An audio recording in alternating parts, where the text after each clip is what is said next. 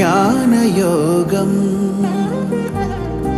వ్యాసపీఠం బహువేదశాస్త్రం బోధామృతహిత శ్రీమన్నారాయణం శివగౌరీ సంభాషిత సకల పురాణం అష్టాక్షరి పంచాక్షరి మంత్రావరణం అఖిల దేవతా సంస్తుతి పారాయణం జయమంగళకరమీ ప్రవచన శ్రవణం అనుదినము శుభము సుఖము జీవన గమనం దేవరాగం జ్ఞానయోగం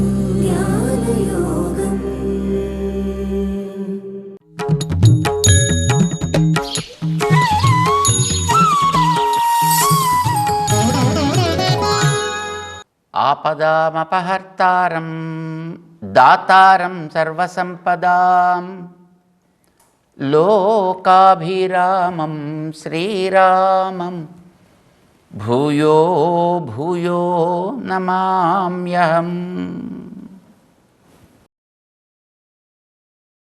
జయ శ్రీమన్నారాయణ. ప్రియ భగవద్బంధువులారా, భగవద్గీతలో 8వ అధ్యాయం చాలా ప్రధానమైనటువంటి విషయాల్ని మనకి తెలియజేస్తుంది.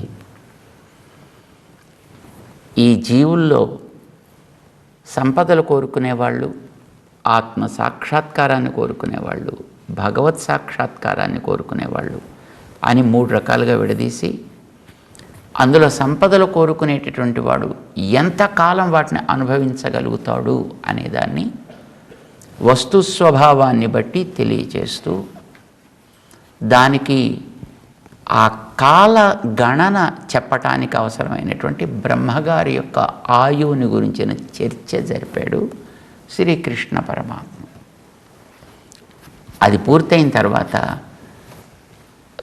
కేవలము ఆత్మసాక్షాత్కారాన్ని మాత్రమే కోరుకునేటటువంటి వాడికి ఎలా ఉంటుంది, వాడు కూడా మళ్ళీ ఈ సంపదలు కోరుకునేవాడు ఆ బ్రహ్మగారి ఒక మహాకల్పం అంటే ఆయన ఒక పూర్ణ ఆయువు అయిపోయిన తర్వాత ఆ బ్రహ్మగారు ఎట్లాగైతే దాంట్లోంచి మళ్ళీ వెనక్కి వెళ్ళిపోతాడు అంటే వాడికి అంతకాలం దాకా అనుభవించినా అది క్రమంగా మళ్ళీ పోక తప్పదు. ఇది తెలియడం కోసం దాన్ని చెప్పాడు. అది ఎంతకాలం అవుతుంది అంటే బహుశా 309 ట్రిలియన్ ప్లస్ ఇయర్స్ ఎంతో అని అంటున్నారు. That's okay. అది బ్రహ్మగారి ఆయువు. అంతకాలం వీడు అనుభవిస్తాడట. బోరు కొట్టేస్తుందండి, భయంకరమైన బోరు కొట్టేస్తుంది వాడికి. అందుచేత అయిపోయిన తర్వాత బహుశా వాడు దాంట్లోంచి బయటకు వచ్చేస్తాడు. వాడికి అంటే వాడికి ఆ స్థితిలోంచి బయటికి రావడం అనేది ఉంటుంది. ఇప్పుడు చూడండి, మనకి పాశ్చాత్యుల జీవన విధానాన్ని చూస్తే మనకు ఒక ఆకర్షణగా ఉంటుంది, వాళ్ళకి మన జీవన విధానాన్ని చూస్తే ఒక రకమైనటువంటి ఆకర్షణ అని అనిపిస్తుంది. అంటే ఏదైనా కొంతకాలం అందులోనే ఉండేటప్పటికీ బహుశా వాడికి దాని యందు ఒక రకమైనటువంటి ఒక విరక్తి ఏర్పడుతుంది కాబోలు, వాడికి అది బోరు కొట్టేస్తుంది కాబోలు. ఎంత గొప్ప గొప్ప సంపదలు పొందేవాడికైనా చతుర్ముఖ బ్రహ్మగారి ఆయుకాల పరిమితి అనుభవించినప్పటికీ ఆ తర్వాత వాడికి దాంట్లోంచి మళ్ళీ వెనక్కి రాక తప్పదు. అంటే అవి నియతంగా ఉండేవి, నిలకడగా ఉండేవి కాదు అని చెప్పడం తాత్పర్యము. ఇది జ్ఞాపకం పెట్టుకుందాం. నిలకడగా ఉండే స్థితి దేనిది? అది ఆత్మసాక్షాత్కారాంది, పరమాత్మ సాక్షాత్కారాంది. ఇవి రెండు కూడా నశించేవి కావు. అది చెప్తున్నాడు మనకి భగవంతుడు 20వ శ్లోకం 8వ అధ్యాయంలో.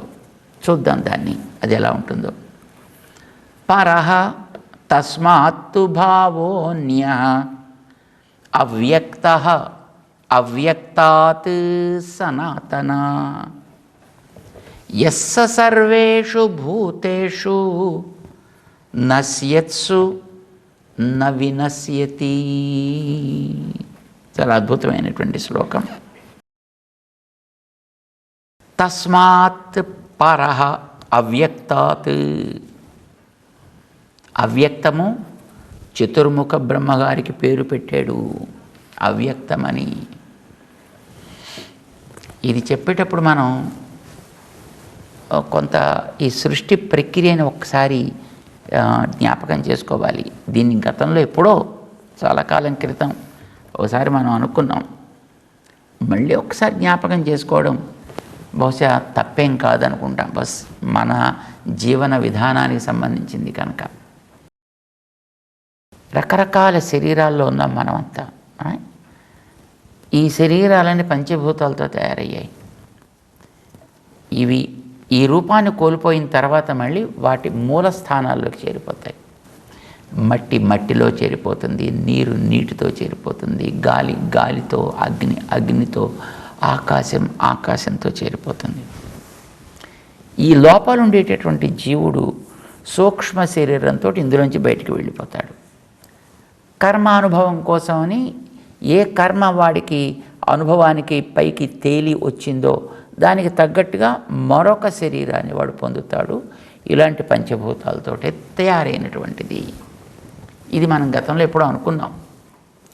అయితే మహాప్రళయం ఏర్పడేటప్పుడు ఏమవుతుంది ఇది అంటే, ఈ పంచభూతాలన్నీ కూడా క్రమంగా వాటి మూలాల్లోకి వెళ్ళి చేరతాయి.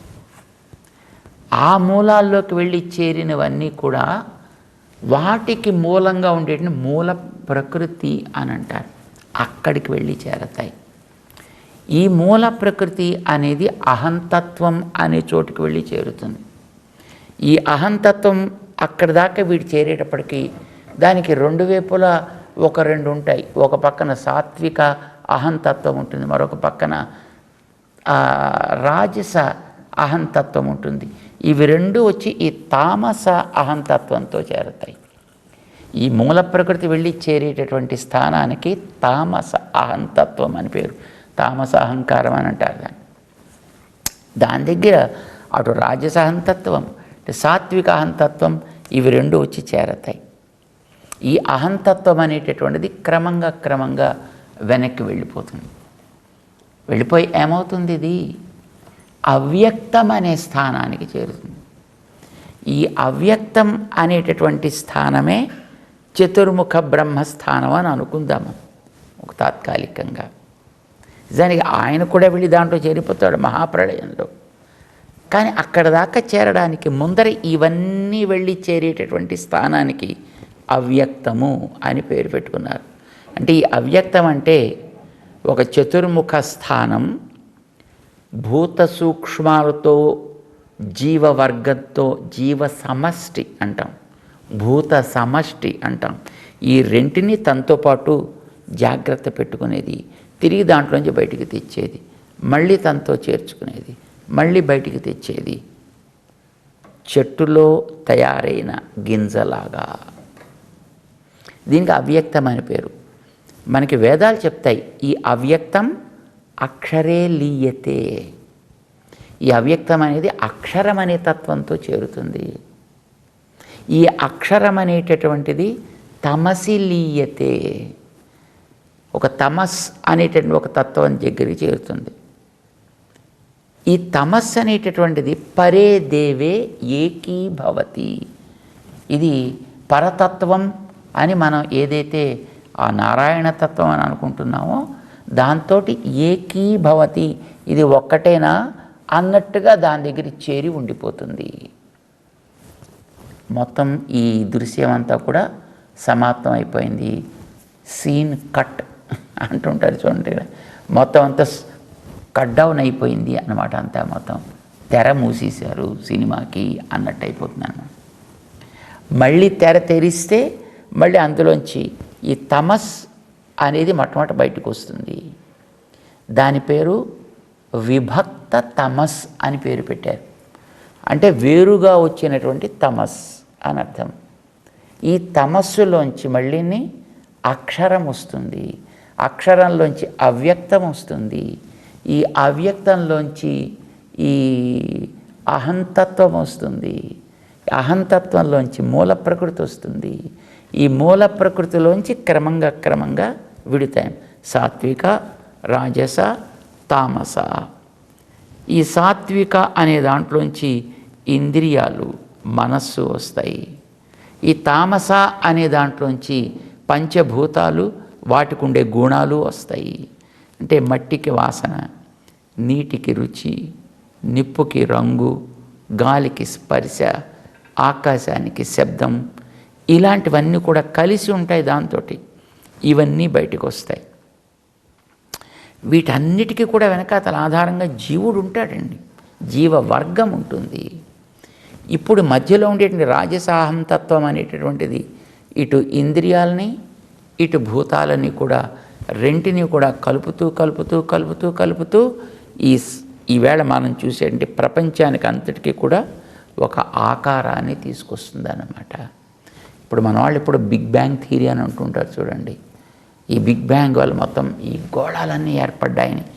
బహుశా ఈ మూడు కలిసేటటువంటిది ఏదో ఈ రాజసాహం తత్వం, ఇటు సాత్వికాన్ని ఇటు తామసాన్ని రెంటిని కలిపి ఏ జీవుడికి ఏ రకమైనటువంటి ఈ పాంచభౌతికమైనటువంటి దేహాన్ని ఏర్పరచవచ్చు.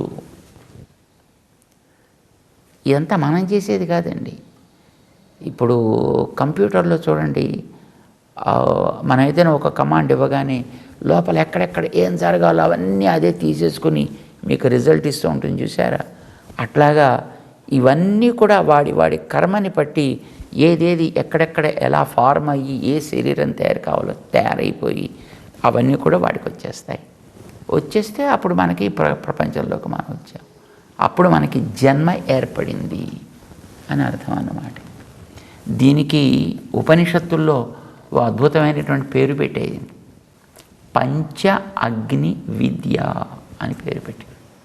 పంచ అగ్ని విద్య అంటే దేహం వదిలిపెట్టిన తర్వాత జీవుడు సూక్ష్మదేహంతో బయలుదేరి ఎలా పెడతాడు, ఎక్కడి దాకా పెడతాడు, తిరిగి మళ్ళీ దేహధారణ కోసం తగ్గట్టుగా ఎట్లా వస్తాడు, అది ఎక్కడైనా కావచ్చుగాక, ఏ రకమైన శరీరమైనా కావచ్చుగాక, అది మళ్ళీ వచ్చిన తర్వాత ఎక్కడ వీడు ఒక జీవిలో ఆహారంగా రూపుదిద్దుకుంటాడు, ఆ రూపుదిద్దుకున్న తర్వాత వాళ్ళలోకి ఎట్లా చేరతాడు, ఆ చేరిన తర్వాత మళ్ళీ ఎలా ప్రాసెస్ అవుతుంది మళ్ళీ ఒక రూపుధారణ కోసమని, we call it as a zygote or something like that, right?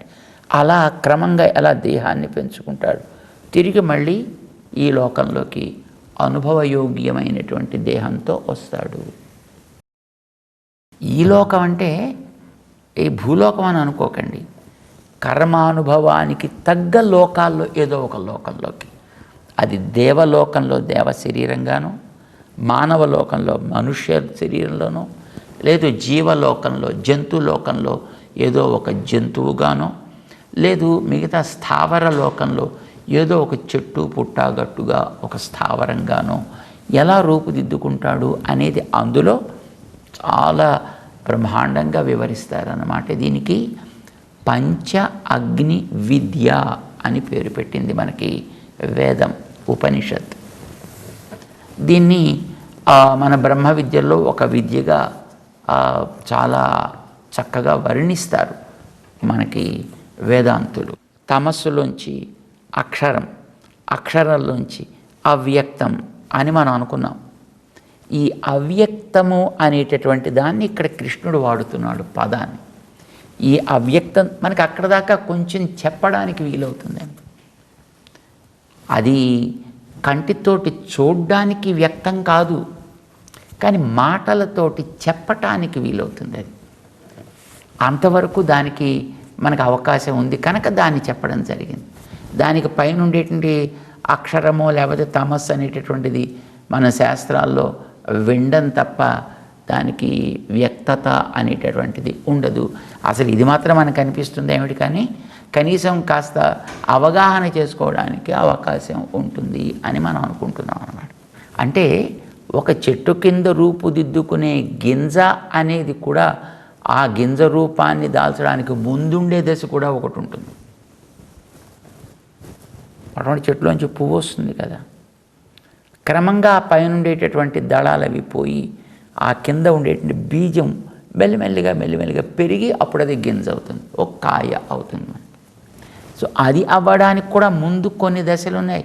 అసలు అది మనకు ఒక గింజ అనే అవగాహన కూడా లేకుండా ఉంటాయి. చూడండి, కొబ్బరి చెట్టుకి అందులోంచి ఇలాగా గెలలు వస్తాయి బయటికి. ఆ గెలలు వచ్చినప్పుడు మొదట్లో మనం చూస్తే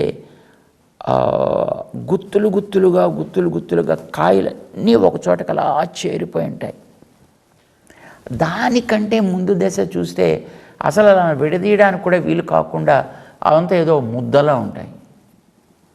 అప్పుడు అసలు ఇదేమిటో కూడా మనకి తెలియదు. అయితే ఈ ముద్ద దశ ముద్ద లేక అందులో ఏమైనా ఉన్నాయా అనేది కొంచెం పెరిగి ఒక గెల ఆకారాన్ని ధరిస్తే దానికి పైన ఒక కవర్ ఉంటుంది స్ట్రాంగ్గా. దాన్ని ఇంకొంచెం పెరగనిస్తే అది మెల్లగా విచ్చుకుని అందులోంచి కొన్ని గుత్తులుగా పైకి ఓ చెట్టు నవ్వినట్టుగా బయటకు వస్తాయండి. అవన్నీ కూడా తర్వాత అవి అన్నీ ఉండవు దాంట్లోనూ, అందుకు కొన్నే బతుకుతాయి, మిగతావన్నీ రాలిపోతాయి. మిగిలినటువంటి కొంత పూత, the fittest, the survival of the fittest అని అంటుంటారే, అలాగే ఏది స్ట్రాంగ్గా నిలబడగలిగిందో అది మాత్రమే నిలబడి అప్పుడు అది కాయ రూపాన్ని ధరిస్తుంది. అలాంటి కాయలు కాస్తే మనకి చెట్లో నిండుగా ఉన్నట్టు కనిపిస్తాయి. కానీ నిజానికి మొదట వచ్చినటువంటి పూత అంతా కాయల కింద మారింది అనుకోండి, ఇంకా అసలు మనకి దాంట్లోకి అక్కడ చెయ్యి పెట్టడానికి కూడా అవకాశం లేనంత దట్టంగా మొత్తం కాయలు అయిపోతాయి. అలా ఉండడం కష్టం. అందుకోసమే ప్రకృతే దానికి తగ్గట్టు పరిష్కారాన్ని చేసుకుంటున్నట్టుగా మొత్తం అంతటినీ రాల్చేస్తుంది. ఏదో కొద్దిపాటి మిగిలితే అది అబ్బా ఎంత నిండుగా ఉందండి చెట్టు కాయలతోటి అనేట్టుగా అనిపిస్తుంది మనకి. ఇది రావటానికి పూర్వపు దశ మనం అది ఆలోచించాల్సింది. చూస్తే ఏదో ఇంత చిన్న గెలల్లా కనిపిస్తాయి. దానికి ముందర కూడా ఒక దశ ఉంటుంది, అది మనకు తెలియదు. అది అక్షర దశ. కాయలు కూడా కనిపించకుండా అదేదో చిన్న పూతలా కనిపించేది అవ్యక్త దశ. ఈ అవ్యక్తంలోంచి తర్వాత క్రమంగా రూపుదిద్దుకొని రకరకాల స్థితుల్లోకి మనకి కనిపిస్తాయి. అంచేత మనకి ఆ మూల స్థితి ఉందే, దీన్ని అవ్యక్తము అనే పదంతో శ్రీకృష్ణుడు 8వ అధ్యాయంలో వాడుతున్నాడు మన కోసమని. ఇది మనం జ్ఞాపకం పెట్టుకోవాలి. పరః తస్మాత్తు భావః అన్యః అన్యః భావః. ఇది పరః, ఇదొక విలక్షణమైనటువంటిది. ఏమంటారు దాన్ని? అవ్యక్తః. అవ్యక్తము అని దానికి పేరు. ఇది ఏం చేస్తుంది? ఇది అవ్యక్తాత్ సనాతన. ఇది కూడా సనాతన. ఏదది? నశించని ఆత్మతత్వం. ఈ నశించని ఆత్మతత్వం కూడా మనకి వ్యక్తమయ్యేది కానే కాదు, మాటలకి అందేది కానే కాదు. కానీ ఇది ఎప్పుడూ మార్పు చెందకుండా అలానే ఉండేటటువంటిది. దేహాలైతే మార్పు చెందేవి, కానీ ఆత్మతత్వం మార్పు చెందనేది. అవ్యక్త అవ్యక్తాత్ సనాతన. ఆత్మతత్వము అవ్యక్తమే, ప్రకృతి తత్వము అవ్యక్తమే. కానీ ఈ రెంటిలో మారనిది ఒకటి, మారేది ఒకటి. ప్రకృతి అనే అవ్యక్తం మారేది, జీవ సముదాయము అనేటటువంటి అవ్యక్తం సనాతన. ఇది పరః అంటే అచేతనం కంటే విలక్షణమైనది, పరము అంటే దానికంటే వేరైనది అని అర్థం అన్నమాట.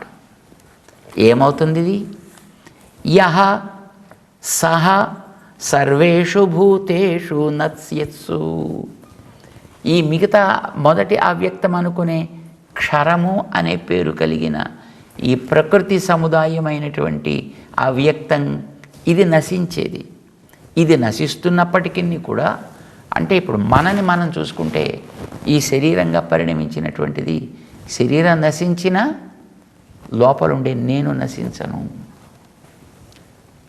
బాల్యం నాకు వచ్చింది ఒకనాడు, బాల్య శరీరం వచ్చింది నాకు, అది నశించిపోయింది. యువక శరీరం వచ్చింది మరొకనాడు, అది నశించిపోయింది. వార్ధక శరీరం వచ్చింది ఒకనాడు, అది నశించిపోయింది. చివరికి అసలు శరీరమే నశించిపోయింది. కానీ నేను ఈ శరీరాన్ని వదిలి మరొక శరీరాన్ని పొందాను. నేను సనాతనుణ్ణి, నేను నశించను. ఈ భూతాత్మకమైనటువంటి శరీరాలు నశిస్తున్నాయి. కొన్ని చోట్ల మార్పులు ఒకదాంట్లోనే కనిపిస్తున్నాయి. ఒకటి విడిచి మరొకటి ధరించేటప్పుడు కనిపించటం లేదు. అది కనిపించటం లేదు కనుక దాని మీద మనకి ఒక పెద్ద డౌటు ఉందో లేదో అని. అందుకోసమని కృష్ణుడు దీన్ని ఉదాహరణగా చూపించి దాన్ని మనకి జ్ఞాపకం చేస్తున్నాడు. ఇదే పద్ధతిని 2వ అధ్యాయంలో కూడా తాను అవలంబించాడు. ఆయన ఏదో కౌమారం యవ్వనం జర తథా దేహాంతర ప్రాప్తి ధీర తత్ర నముహ్యతి అని అంటుంది. ఇది 2వ అధ్యాయంలో. అయ్యా నీకు బాల్యం పోయి, కౌమారం పోయి, యవ్వనం పోయింది, వార్ధకం పోయింది, పోతుంది. ఇది ఎలాగైతే ఒక్కొక్కటి మారుతూ దాంట్లో వస్తున్నా నువ్వు బాధపడటం లేదో, అలానే ఇది వదిలి మరొక దాంట్లోకి వెళ్ళడం కూడా నువ్వు బాధపడాల్సినటువంటి స్థితి కాదయ్యా అని చెప్పడానికి అక్కడ చెప్పాడు ఆయన. అంచేత భూతాత్మకమైనటువంటిది సర్వేషు భూతేషు నశ్యత్సు, ఇవి నశిస్తూ ఉన్నప్పటికీ కూడా, అంటే ఒకనాడు కనిపించినది మరొకనాడు కనిపించకుండా పోయిన నాశనం అంటే మళ్ళీ ఇది లేకుండా పోవడం అని అనుకోకూడదు మనం. నష్ అనేటటువంటి ఒక శబ్దానికి, ఒక ధాతువుకి కనిపించకుండుట అని అర్థం. నష్ అదర్శనే, ఇది ధాతువు అంటారు. ఇవన్నీ ఒకనాడు కనిపించవు. ఇప్పుడు యవ్వనం వచ్చిన తర్వాత బాల్యంలో ఉండే శరీరం మనకు కనిపించదు. ఏమైపోయింది? అది నాశనం అయిపోయింది, కనిపించకుండా పోయింది. ఇందులోనే ఉండేది అది, కానీ ఇప్పుడు కనపడదు. వార్ధకం వచ్చింది, అప్పుడు యవ్వనం కనిపించదు, కానీ అది కూడా ఇందులోనే వచ్చింది. అలానే ఇది కూడా ఒకనాడు నశ్యతి, కనిపించదు, అప్పుడు ఇంకొకటి ఏదో మళ్ళీ కొత్తది వస్తుంది. నాశం అంటే మార్పు చెంది పాతది కనిపించకుండా పోవుట అని అర్థం. దాన్నే చెప్తున్నాడు. యహ స సర్వేషు భూతేషు నశ్యత్సు. ఈ భావరూపమైనటువంటివి ఇవన్నీ కూడా ఎలాంటివి అంటే ఆకాశము, వాయువు, అగ్ని, జలము, పృథివీ ఇత్యాది రూపాల్లో ఉన్నప్పటికీ కూడా అది న వినశ్యతి, అది కనిపించకుండా పోవడం అనేది ఎప్పుడూ ఉండదు. ఇతరుడికి ఎప్పుడూ కనిపించదు, లోపల ఉన్నప్పుడు కనిపించదు, దీన్ని వదిలినప్పుడు కనిపించదు. కానీ బయటవాడికి కనిపించదు, కానీ తనకి తానైతే కనిపిస్తూ ఉంటుంది. అందుకోసమని వీడిని ప్రత్యక్ అని అన్నారండి. జీవుడికి పేరు ప్రత్యక్. ప్రత్యక్, పరాక్ అని 2 పదాలు మనకి సంస్కృతంలో అవి సాంకేతిక పదాలు. పరాక్ అంటే బయటవాడికి కనిపించేది, ప్రత్యక్ తనకి తాను అనుభవానికి అందేది. నేనున్నానని నాకు ఎవరైనా చెప్పాలండి? ఎవరు చెప్పక్కర్. నువ్వు ఉన్నావో లేదో నాకు తెలియదు, ఎందుకంటే నువ్వు కనిపించవు, నీ శరీరం కనిపిస్తుంది. శరీరంలో నువ్వు ఉన్నావా లేదా తెలియదు. కానీ నాకు నేనున్నాను అంటే నిద్రపోతున్నా ఎస్ నేనున్నాను అని నాకు తెలుస్తుంది, మెలకు వచ్చినా నేనున్నాను అని నాకు తెలుస్తుంది. అందుకోసమనే ఈ నేనున్నాను అని ఇంకొకటి చెప్పక్కర్లేకుండా తనకి తానే ప్రకాశించే స్వరూపం కలిగినటువంటి ఒక తత్వానికి అది లోపలుండి దీన్ని వ్యాపించి నడిపిస్తోంది కనుక ఆత్మ, జీవ ఇత్యాది పేర్లు పెట్టి దానిని ప్రత్యక్ అని అంటారు. ఇది ఎప్పుడు నశించదు, ఈ పైవన్నీ నశిస్తాయి. యస్స సర్వేషు భూతేషు నశ్యత్సు న వినశ్యతి. ఎందుకలా నశించకుండా ఉంటుంది? ఇవన్నీ ఎలా నశిస్తాయి, ఎందుకు నశిస్తాయి? దీన్ని మనం గతంలోనే అనుకున్నాం. వీటన్నిటిని కూడా నడిపించేటటువంటి వాడు ఆ భగవత్ స్వరూపుడైనటువంటి కేశవుడు, వాసుదేవుడు, పురుషోత్తముడు, నారాయణుడు. ఇలాంటి పదాలతోటి మనకి తెలిసేటటువంటి ఒక అద్భుత దైవతత్వం అది అని దాన్ని వివరిస్తున్నాడు శ్రీకృష్ణుడు. ఈ ఆత్మతత్వము ఎప్పుడు కూడా లేకుండా పోవడం అనేటటువంటిది ఉండదు, తనకి తాను తెలియకుండా పోవడం అనేటటువంటిది కూడా ఉండదు. మిగతా భూతాలకి అది లేదు సుమా అని చెబుతూ దాన్ని మరింతగా వివరిస్తున్నాడు. 21వ శ్లోకంలో తెలుసుకునే ప్రయత్నం చేద్దాం. జై శ్రీమన్నారాయణ.